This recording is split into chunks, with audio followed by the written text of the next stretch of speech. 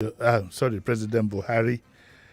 And then for the second half, we'll talk a little bit about Down syndrome. Down syndrome. My guest today is Miss Rachel in Negbedion. She'll be here to talk about Down syndrome, okay? So let's sit back and enjoy ourselves.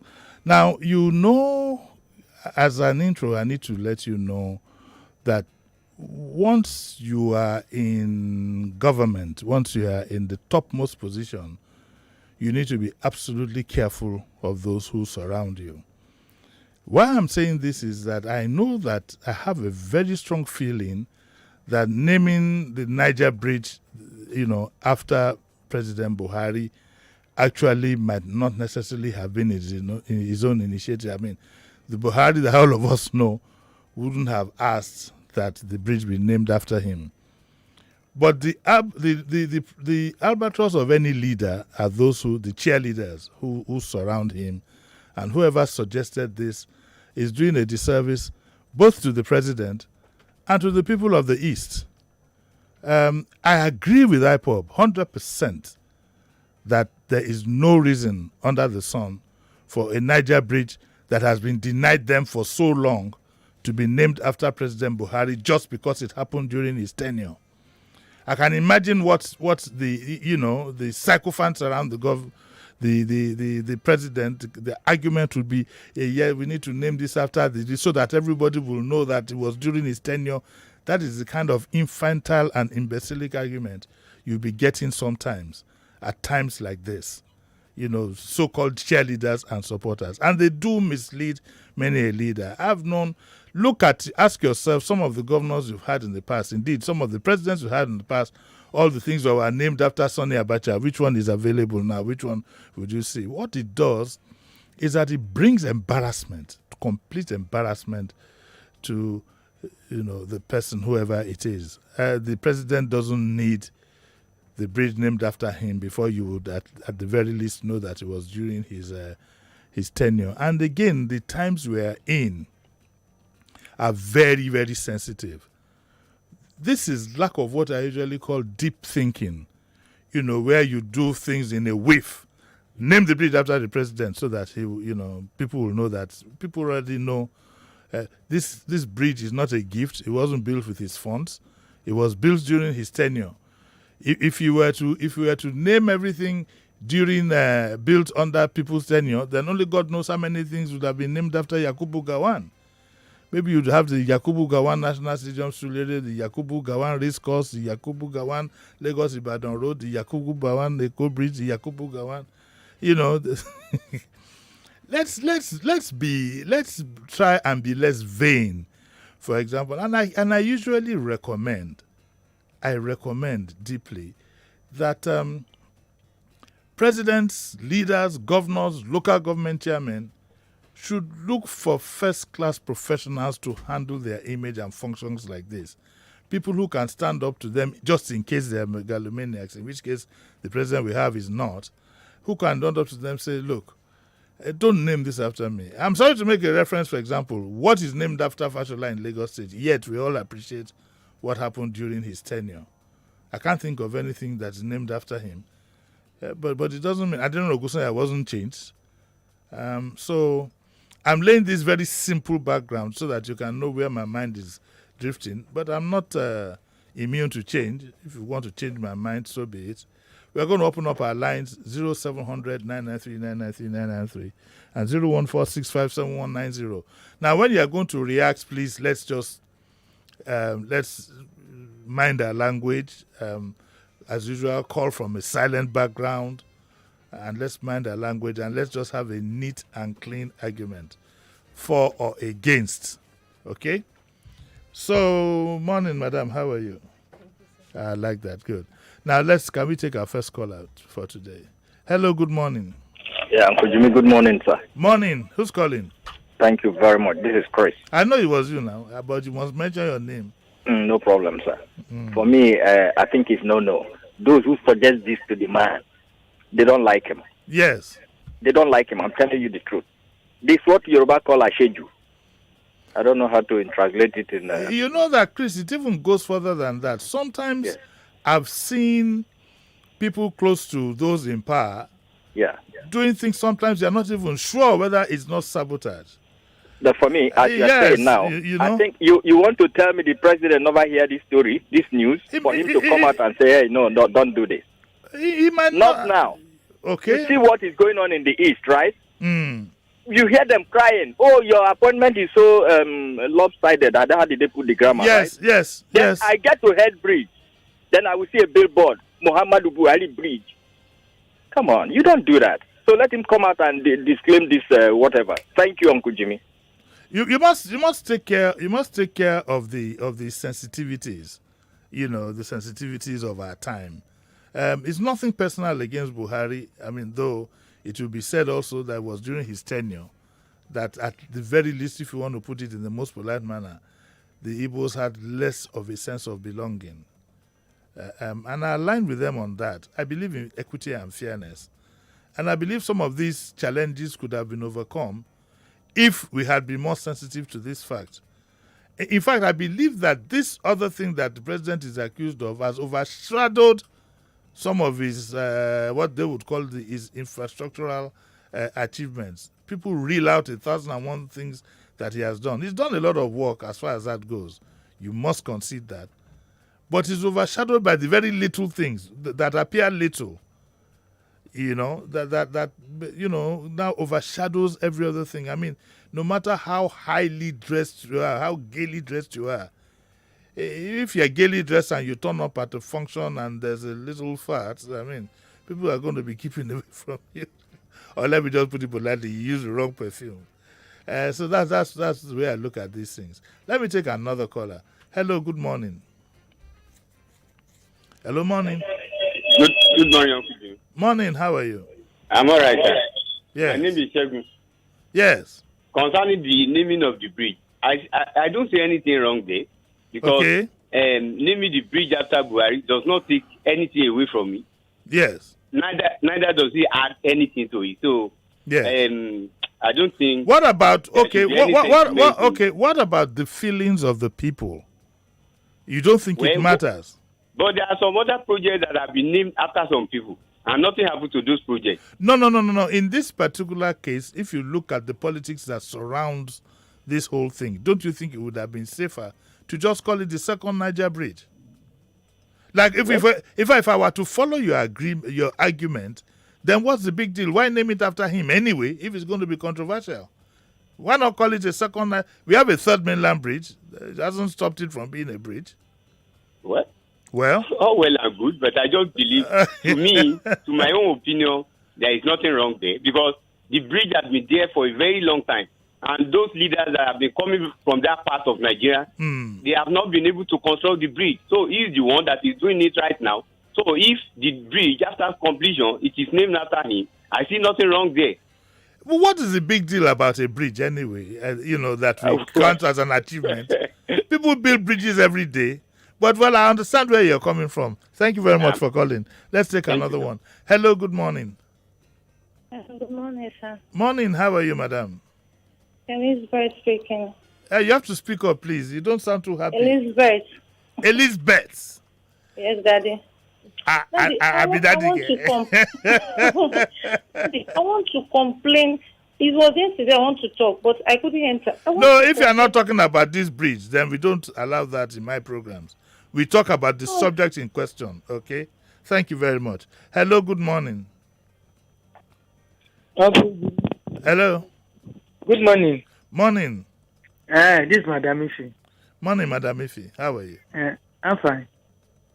You see, if you like, after they build it, I think they said they will commission it before the end of this year. Yes. Let them open that bridge and call it Muhammadu Buhari. Let them put the banner or billboard. If the person not go call that bridge that name, like. They won't.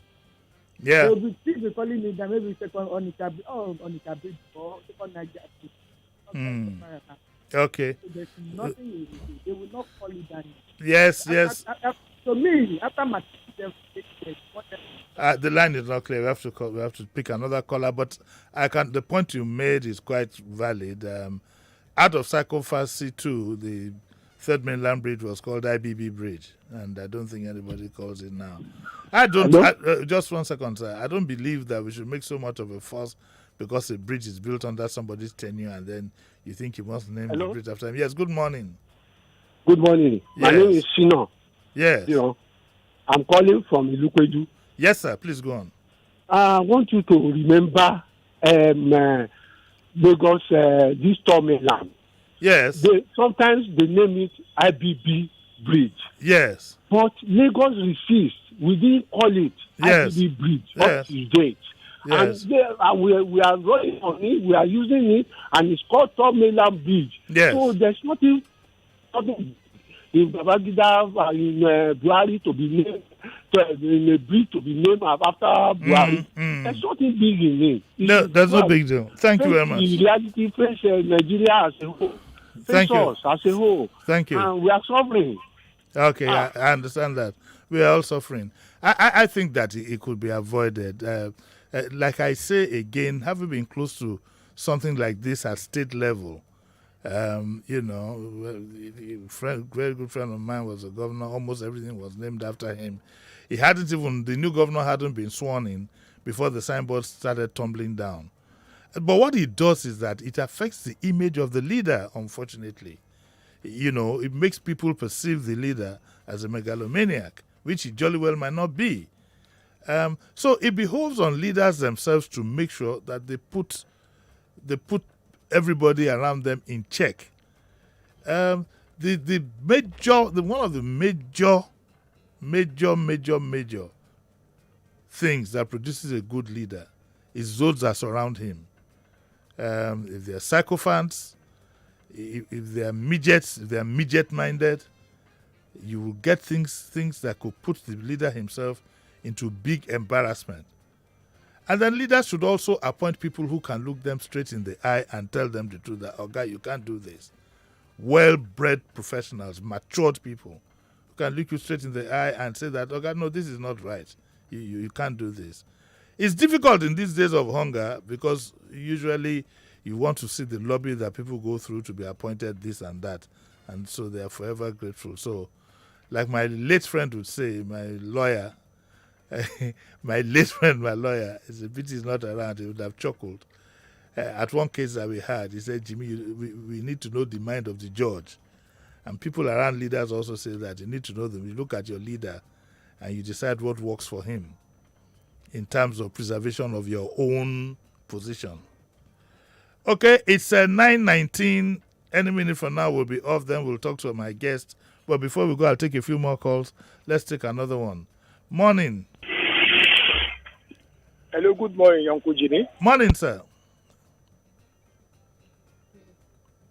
Waiting now, you're on. Okay, let's take another one. Hello, good morning. Hello. Good morning. Good morning, Uncle Jimmy. Yes, sir. Yeah, this is Pastor Ladipo calling from Orilegum. I realized that later. Yes, sir. You see, sometimes we, the people, are the ones that give these elected persons the opportunity to ride on us. Yes. They are not doing us a favor because it is the primary responsibility of government to build road, to build facilities. So why, after they finish building the facility, a psychophone will go and tell them, let's name this thing after you. And all these things comes with price.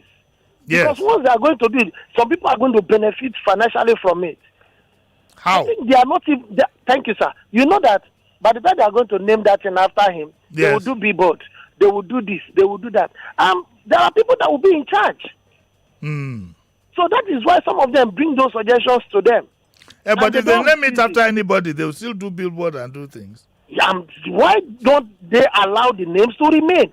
And lastly, sir, it's going to be a slap on the face of the Easterners. That is just the truth. Each time they pass through that place, it's going to be a slap. That the man that consider us well. Why do you think it will be a slap when it was the same man that built the bridge and other leaders had denied them? Yes, sir. The reason why it's going to be like this is this.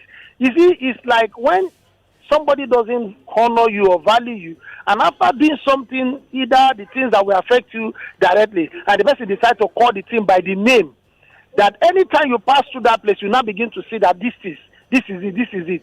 See, we need to douse the tension. Things are not the way it's supposed to be for now. So not naming that thing is going to still cause more problem.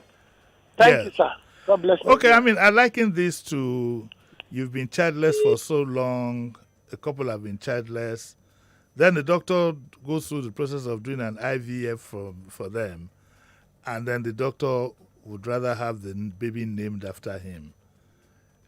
So if the let's say the couple are Yorubas and the doctor is from the south, so the Yoruba man will be calling his child Heineken or names like that you get from this. And that is just a joke. Talking of the south, though, I'd like to pay tribute. It's a pity I missed his funeral to my good friend Tony Uranta, who passed away sometime. I don't know. I think it was this COVID thing that made his funeral pass me by without us paying tribute to him. So now that has occurred to him, may his good soul rest in peace. Okay, now, so we'll take a few more calls and then we'll see what we'll do. Hello, good morning.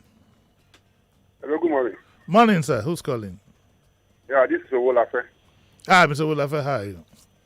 Oh, fine, thank you very much. When the people that we tell this, try to tell the man, that's PMB, that want to name this thing, I believe the man, he will reject it. That's number one. Number two, not only when they name, what do you call this bridge? IBB bridge for Lagos State. Is there anybody calling the IBB? We call it Third Mainland. And not only that bridge, the man done. I was on the shack. So, Enugu, now is about to finish. Okpele, that is Ihala local government road. Owerri, about to finish. So, I don't believe the man will allow them to name the so that's the thing. And I don't see big deal. Who call it, whether we like it or not. Okay. I think your point is noted. Hello, good morning. Yeah, Uncle Jimmy, good morning, sir. Morning. This is Mr. Frank. I'm calling from Ojalaba. Uncle Jimmy, if your friend do you a strong thing, if another person call that kind of name, how will you feel? Come again. If your friend do you a strong thing. When you say do me a strong thing, if he does me a favor, is that what you mean? No. If your friend offends you. Offends you, okay. I just wanted to be sure. Yes. Then if another person call that kind of name in your ear, how will you feel? You know, I'm a man of God. I have an open heart. I'm a man. I forgive. And you're a man of God with your left hand or your left pocket. Yes, it's to protect me from. But I know the point. I know the point you're trying to make. But let's also view this thing in the balance. But let me tell you like this. Yes. If they put that name there, definitely you know that the name will not stand. If they build a board, as they are putting the board, they are removing it immediately. I think you know that. I don't know that too. How can I say I know that? If you call this name, that's tampering with government property. Wait now. You see this particular name, if you call it in Southeast, the person behind you will look you by the side. This particular name we are calling now.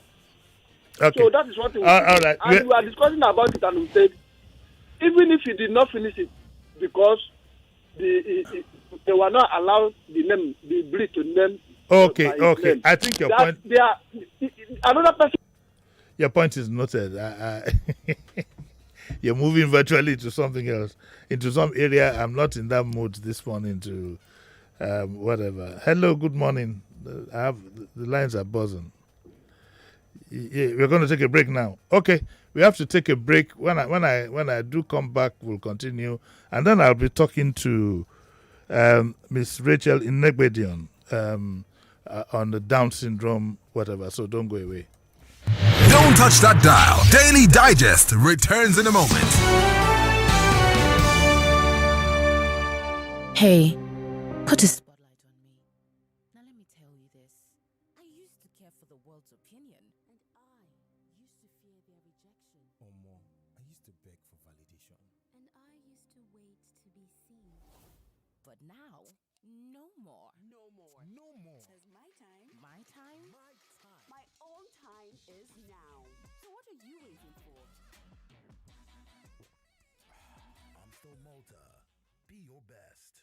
Hey, put a spotlight on me. Now let me tell you this. I used to care for the world's opinion. And I used to fear their rejection. Or more. I used to beg for validation. And I used to wait to be seen. But now, no more. No more. No more. Because my time. My time? My time. My own time is now. So what are you waiting for? Amstel Malta. Be your best. Hey, put a spotlight on me. Now let me tell you this. I used to care for the world's opinion. And I used to fear their rejection. Or more. I used to beg for validation. And I used to wait to be seen. But now, no more. No more. No more. Because my time. My time? My time. My own time is now. So what are you waiting for? Amstel Malta. Be your best.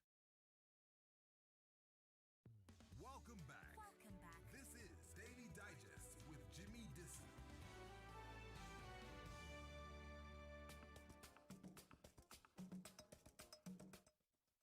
Yes, welcome back to the Daily Digest with Jimi Disu, brought to you by Amstel Malta.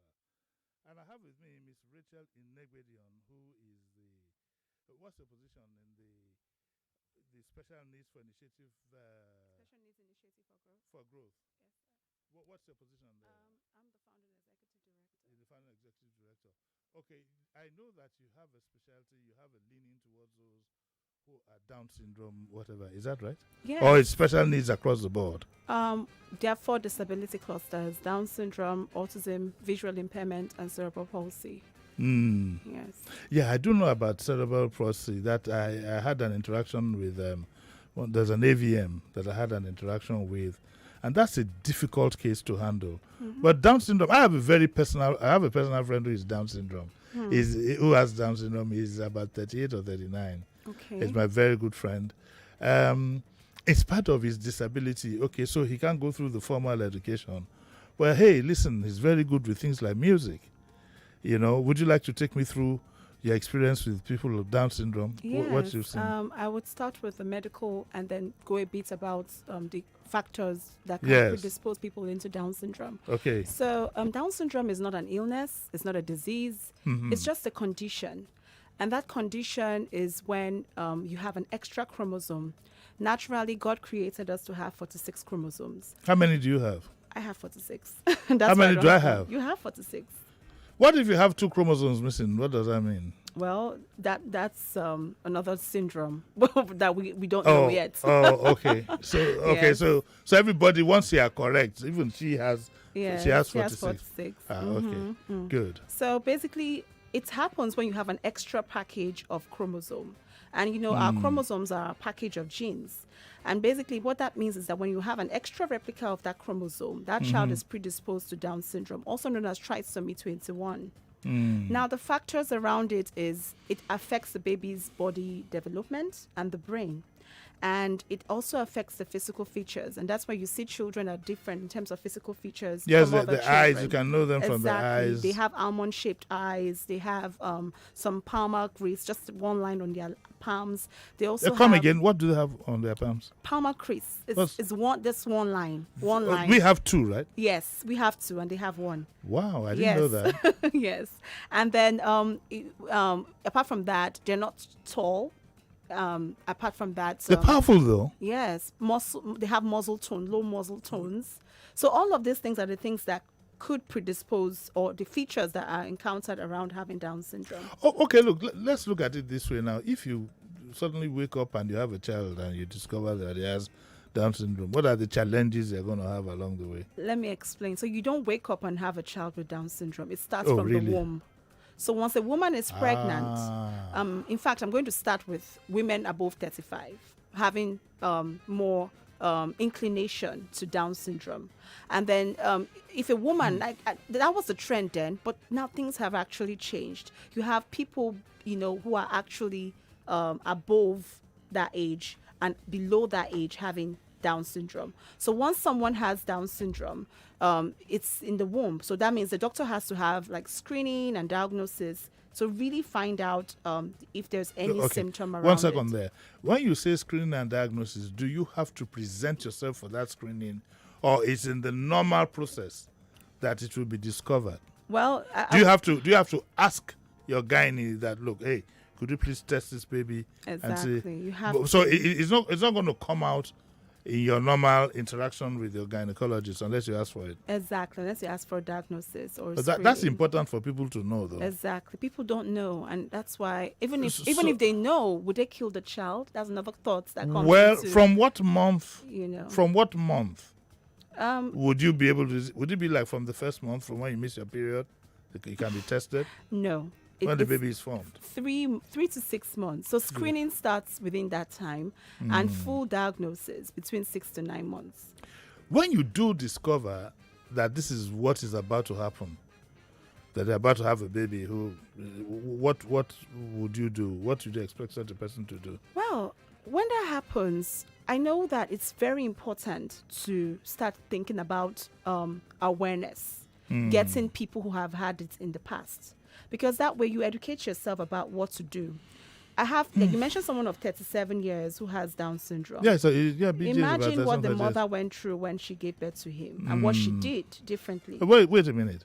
When you say what the mother went through when she gave birth to him, is the birth process any different from normal? No, it is. So it's the same baby delivery. The same delivery, but it's you know the psychosocial how will I put it?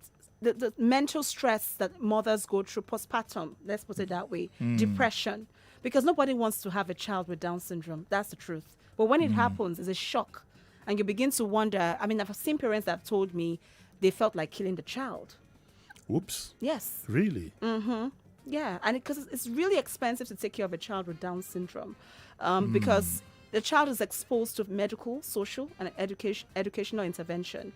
And if they are not provided at the early stage of the child's development, that child can become redundant and even have, other effects in the future, like congenital defects. Hole in the heart. That's really expensive to take care of in terms of surgery. It's something you don't want to contemplate, especially in a country like this. Of course. But let me tell you, educationally, it's a zero. Is that what you're saying? Well, awareness is what we need. People think they're imbeciles. People still call them derogatory names and think that they're not part of the society. Yes. Some even keep them. That's why I give my friend's parents a lot of credit. I was able to become this person's friend. He always likes beating my tummy. He calls me pregnant. And the first day he called me pregnant, I think he was about 22 or so, and I looked at the sense of poetry in this. Okay, so I have a pot belly, okay, and he just looks at me out of the blues and just looks at me and says, pregnant. Since then, he's been calling me pregnant because, of course, I then feign annoyance. I roll on the floor like I'm angry. I'm going to beat him up and things like that.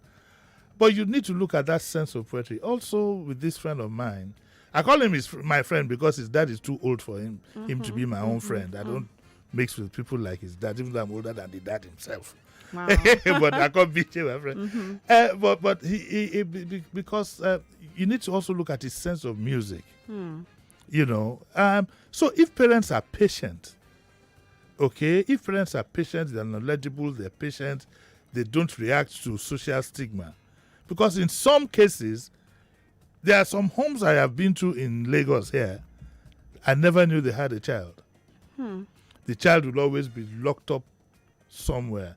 But I think that is in the past. I think things are getting much better now. There's a lot of awareness. And there's community support. I'm going to talk about that as well. You have a lot of organizations now springing up, talking about this, not just locally, but globally. So you can connect online, you can connect in person. And there's even one in Fagba called Down Syndrome Foundation Nigeria. I'm sure you must have heard of it. I've heard of them. I think they were the ones that were in Sulere. Yes. Yeah. Fantastic job doing there. Bringing up young adults with Down Running syndrome. We're running the commercial for them. Yeah, exactly. You're going to pay. Well, some students are on scholarship. Let's put it that way. Most of the children are on scholarship. I know. Yeah. I'm actually the trustee of some organization that has to do with Down syndrome. So Wow. I'm a trustee of that organization. I have All of us actually should get involved in things like this. Stop looking at your own family as the territory that you have. Your territory has to be expansive. Yes. You know, and our elites especially need to understand that. Don't just want to take care of your own children. Okay, look at our elite, for example. You mess up the educational sector. All our leaders, our elite, mess up the educational sector thinking that their own children can go to public school in the UK and from there go to Cambridge and go to Harvard and go to Stanford and go to this Ford and that Ford, go to school in Ukraine and things like that. But you forget that you're living in a community. You forget that you're one day going to grow old, and you forget that one day this child that you've been pampering will just have this very strong desire to be amongst his people. Fate has a way of playing that game on you. What do you then do? Exactly. So I wonder how acceptable has the society been generally to your organization and the things that you preach? How do they see you as wanting just to make money? Well, we are. I'm sure there are other things. Profits, but I can talk about the things that makes us acceptable. First and foremost, we believe in inclusive education. If you go to some special needs schools, you see them clustered together and learning. How can they learn right when they are not placed with non-disabled learners? So we are breaking that barrier and placing them with non-disabled learners. Let me ask you something, because we're running out of time. Let me ask you something very quickly, talking about education.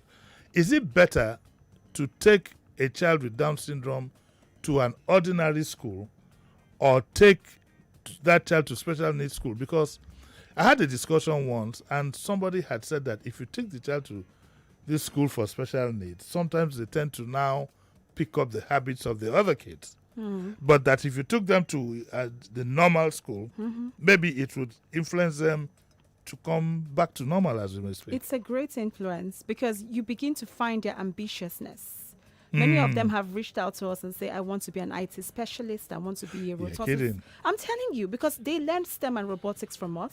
They learn career practices like how to write CVs, how to program, how to create websites.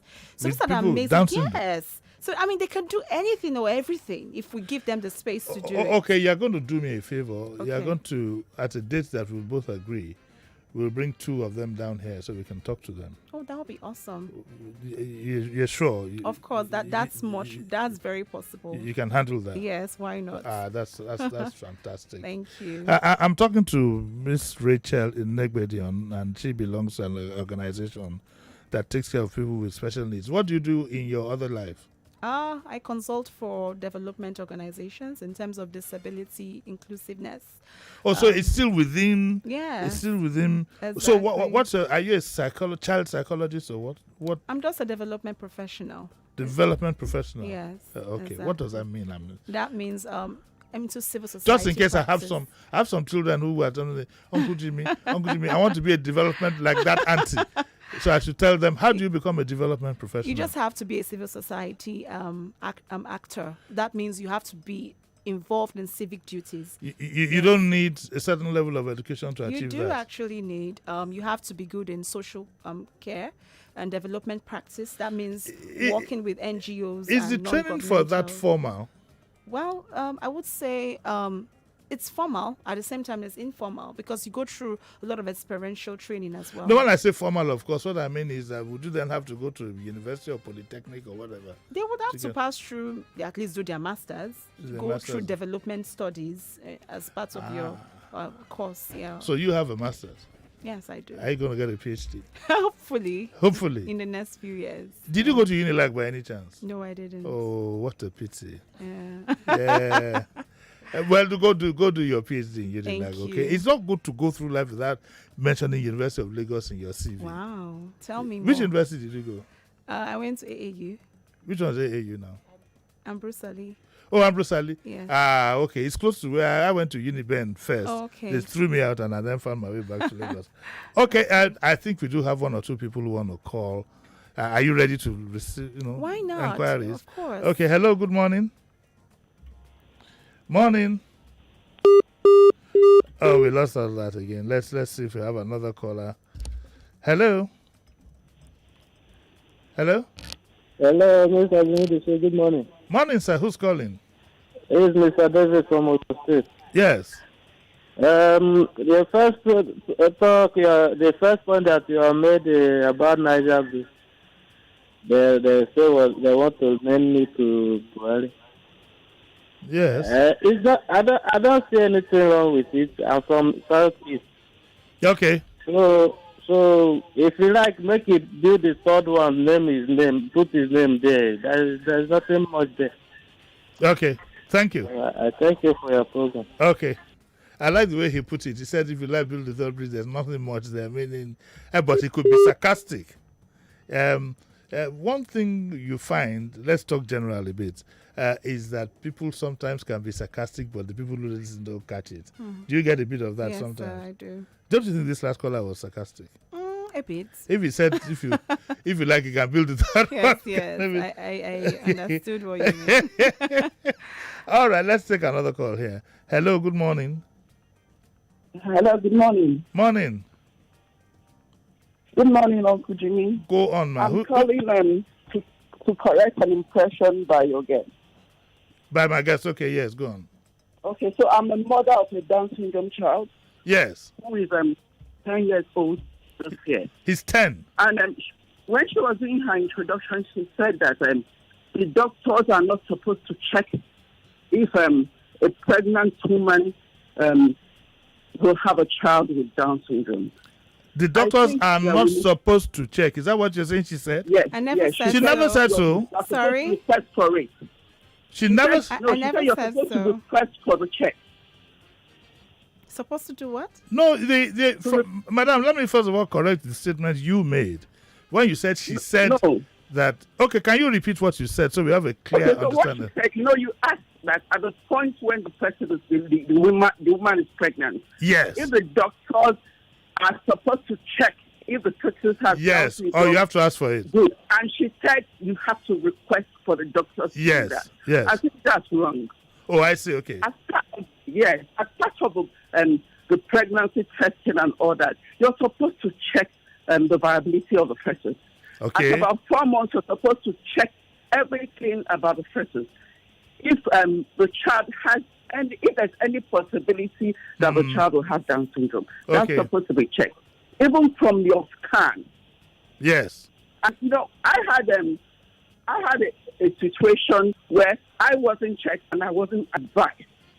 And when I discovered that the child had Down syndrome, I had to call my doctor and ask the doctor, why did you not advise me to do this? Yes. Because you are the professional. Yes. The professional. It's not as if at the end of the day, if you say, I'm going to have a child with Down syndrome, I'm going to remove a pregnancy. No. Okay, madam. It's because sorry, Uncle, give me 1 minute. It's because it prevents the psychological trauma that comes after the birth of your child. Yes, You're better prepared to take on what will follow. Well, if we were to go by your experience, then it lays credence to what the madam here just said, that you'd better ask. That's the import of what she said. You might not know that you're supposed to ask. That's why she's saying now that you better ask. Since in your own case, the test was not even done, you didn't know. So she's right. I think what I'm saying is that professionals should advise their patients. No doubt about that. They should do. But the reality, madam, is that you need to ask specifically. Okay, thank you very much. There's no point splitting hairs over this. Would you like to react? I've been your lawyer for a while. I'm going to. but you see, I understand what she's saying. Yes. What she's saying is that it should be done. But we are looking at the Nigerian situation where you better just ask the questions yourself. For example, you won't believe that you still have doctors who won't ask that you do a malaria test before they recommend drugs for you. Say, okay, it looks as if you have malaria. Go. You understand? But if you value your body and you're aware, go to the doctor. Don't you think I should do a test just in case it's this or that? Just in response to her statement, I remember saying that you need to run a test. You asked me if you missed your period. I said, well, quite too soon, but you can still do it within the first 3 to 6 months, 6 to 9 months. I mentioned it. Yes. The first stage is the screening, and then the second stage is the full diagnosis that gives you, more insight of the child's condition. Yes. That was what I mentioned. What is most important for me, while this argument is going on, is for people out there, wherever you are, get up now in case you're pregnant. go insist that these proper checks be run. Yes. That's where I'm going. That's the part that. But there's another part again to it. I want to Yes. add. If you know that you have it, don't give up.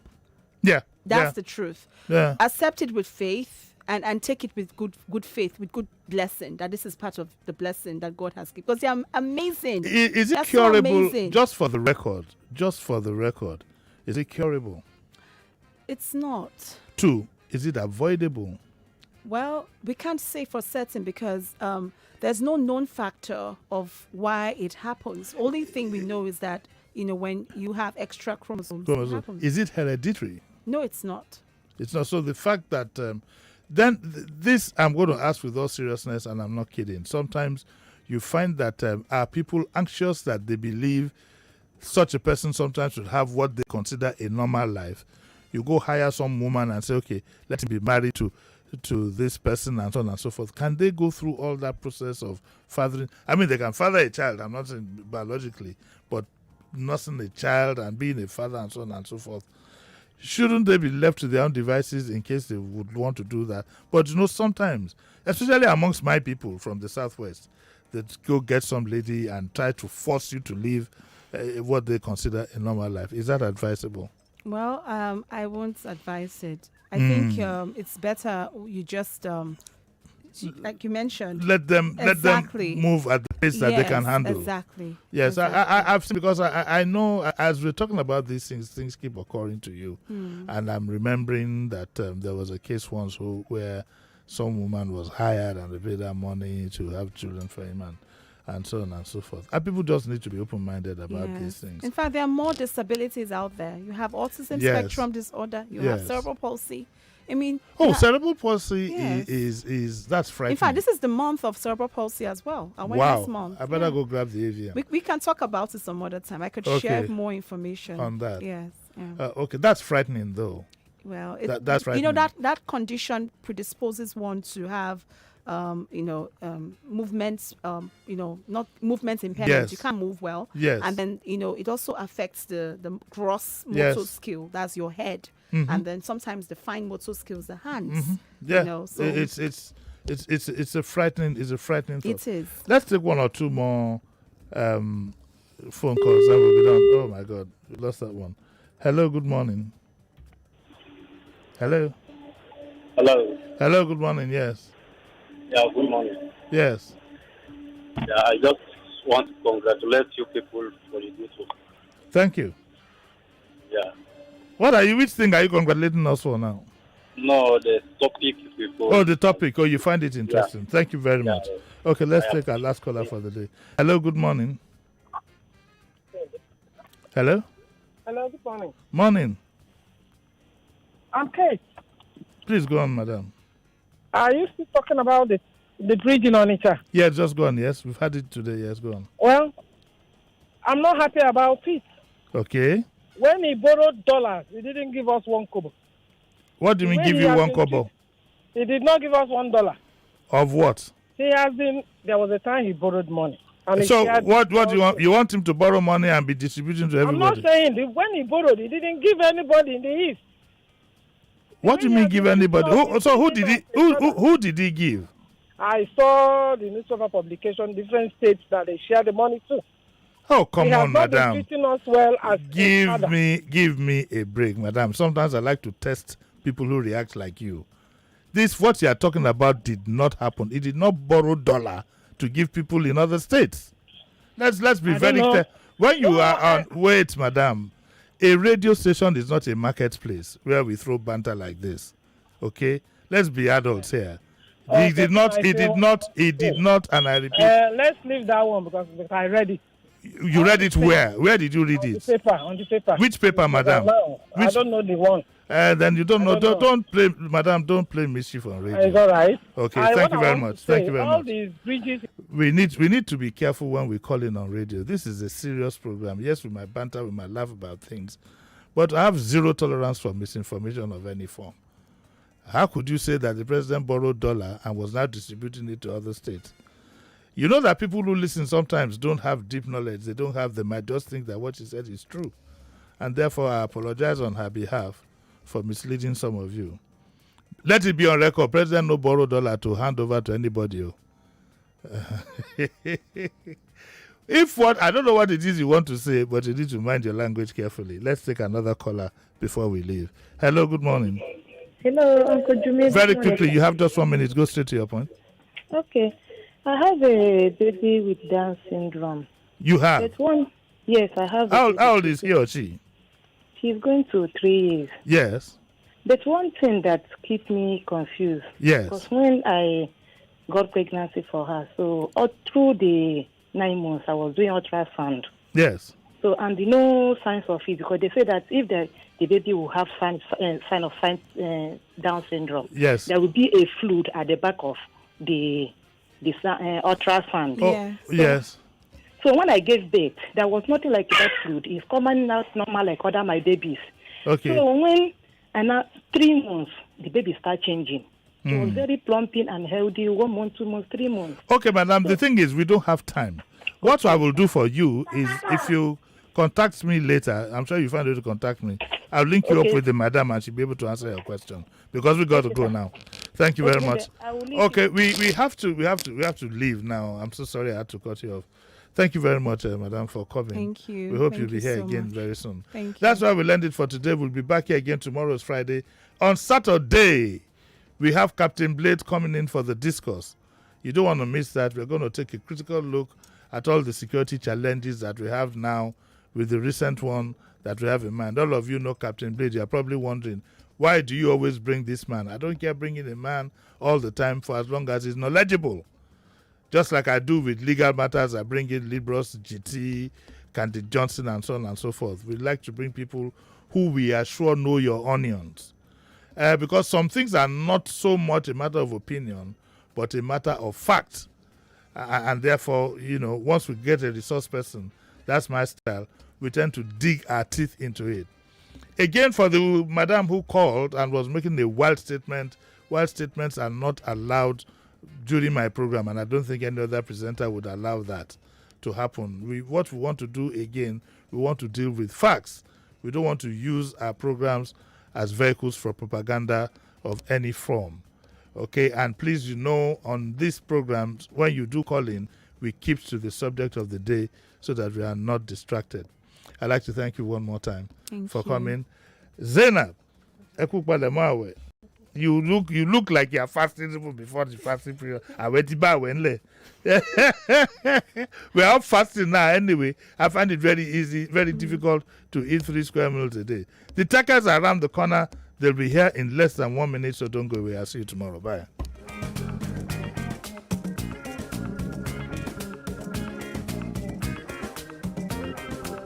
99.3 Nigeria Info. We are more than just radio. Subscribe to our YouTube channel at Nigeria Info FM. Check us out on Facebook at Nigeria Info 99.3. Follow us on Twitter at Nigeria Info FM and on Instagram at Nigeria Info FM Lagos for live updates as it happens. 99.3 Nigeria Info. Let's talk.